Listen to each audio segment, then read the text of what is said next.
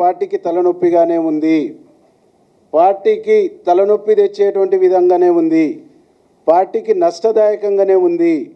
పార్టీకి నష్టం కొని తెచ్చేటువంటి విధంగానే ఉన్నది.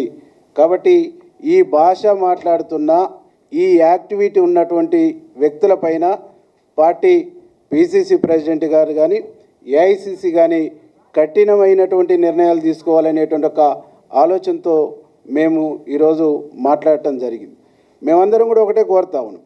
ఈ రాష్ట్రంలో కాంగ్రెస్ పార్టీని అధికారం తీసుకురావడానికి ఇక్కడ ఉన్నటువంటి ఎమ్మెల్యేలు, ఎమ్మెల్సీలు, బయట ఉన్నటువంటి మంత్రులు, అనేక మంది నాయకులతో పాటుగా చెమటోర్చినటువంటి వ్యక్తి, రక్తం ధారపోసినటువంటి వ్యక్తి ఈ రాష్ట్ర ముఖ్యమంత్రి రేవంత్ రెడ్డి గారు. వారికి తోడుగా వారి కుటుంబం కూడా, వారి బ్రదర్స్ కూడా చెమటోర్చినటువంటి విషయం తెలంగాణ సమాజానికి తెలుసు. కానీ పనిగట్టుకొని ప్రతిపక్షాలు వారిని వీక్ చేయడానికి ప్రయత్నం చేస్తుంది. ప్రతిపక్షాలు వారి మీదనే దాడి చేస్తుంటాయి. వితిన్ ద పార్టీలో ఉన్న కొంతమంది వివిధ జిల్లాలలో కావాలని ప్రభుత్వాన్ని, ముఖ్యమంత్రిని వీక్ చేసేటువంటి ఒక దుర్మార్గమైనటువంటి ఆలోచనతో పనిచేస్తూ ఉన్నారు. వారిపైన కఠినమైనటువంటి వైఖరితో కఠినమైనటువంటి నిర్ణయాలు పార్టీలో ఉండాలని చెప్పేసి మేము పార్టీని కోరబోతా ఉన్నాం. దాంతోపాటుగా గౌరవ ముఖ్యమంత్రి గారు కూడా మేము విజ్ఞప్తి చేస్తూ ఉన్నాం. ఇట్లాంటి వ్యక్తులు పార్టీకి, ప్రభుత్వానికి నెత్తినొప్పిగా తయారైనటువంటి వ్యక్తుల్ని ప్రభుత్వం నుంచి, ప్రభుత్వ బాధ్యతల నుంచి తప్పించాలని కూడా మేము గౌరవ ముఖ్యమంత్రిని డిమాండ్ చేస్తూ ఉన్నాం. కాబట్టి ఎవరైనా పార్టీలో అంతర్గత ప్రజాస్వామ్యం ఉన్నప్పుడు పార్టీ వేదికలలో మాట్లాడుకోవాలి, సంబంధించినటువంటి వేదికలలో డిస్కషన్ చేయాలి.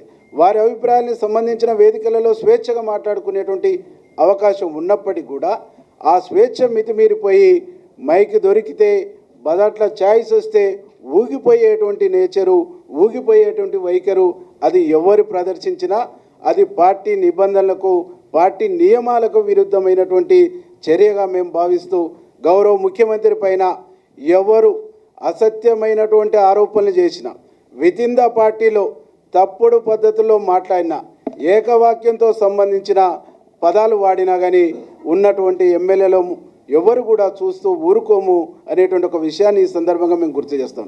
వీళ్ళ భాష మూలంగా, వీళ్ళు మాట్లాడుతున్న విధానాల మూలంగా కార్యకర్తల్లో, ప్రజల్లో అనేక రకాల ఇబ్బందికరమైనటువంటి అనుమానాలు, అపోహలకు గురి అయ్యేటువంటి ఒక పరిస్థితి ఉన్నది. కాబట్టి కొట్లాడి సాధించుకున్నటువంటి రాష్ట్రం 10 సంవత్సరాలు దొంగల పాలైంది.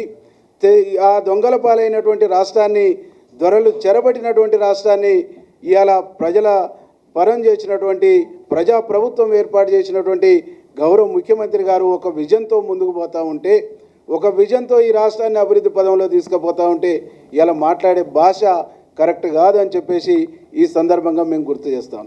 ఒక పార్టీ సభ్యుడు కానటువంటి వ్యక్తి, అనామకులైనటువంటి వ్యక్తి మా ఎమ్మెల్యేని పట్టుకొని అడ్డగోలుగా మాట్లాడటం అంటే ఇంతకంటే నీచమైనటువంటి లంపెన్ కల్చరు బహుశా ఎక్కడ ఉండదు. ఒక రాజకీయ కుటుంబం అనుకున్నప్పుడు రాజకీయ విలువల్ని పాటించాలి, రాజకీయ పద్ధతిని పాటించాలి, రాజకీయ గౌరవాన్ని కాపాడుకోవాలి. కానీ ఒక లంపెన్లాగా, తాగుబోతుల్లాగా బజార్లకు వచ్చి మాట్లాడటం అంటేనే అది బజార్ కల్చరు, బజార్ సంస్కృతి అయింది తప్ప Congress party culture, Congress party సంస్కృతి కాదు అని చెప్పేసి ఈ సందర్భంగా మేము గుర్తు చేస్తాం. గౌరవ ముఖ్యమంత్రి పైన ఇప్పటి వరకు మీరు మాట్లాడినటువంటి మాటలకు బహిరంగంగా క్షమాపణ చెప్పాలి. బహిరంగంగా క్షమాపణ చెప్పకుంటే ఈ రాష్ట్రంలో ముఖ్యమంత్రి గారిని అభిమానించేటువంటి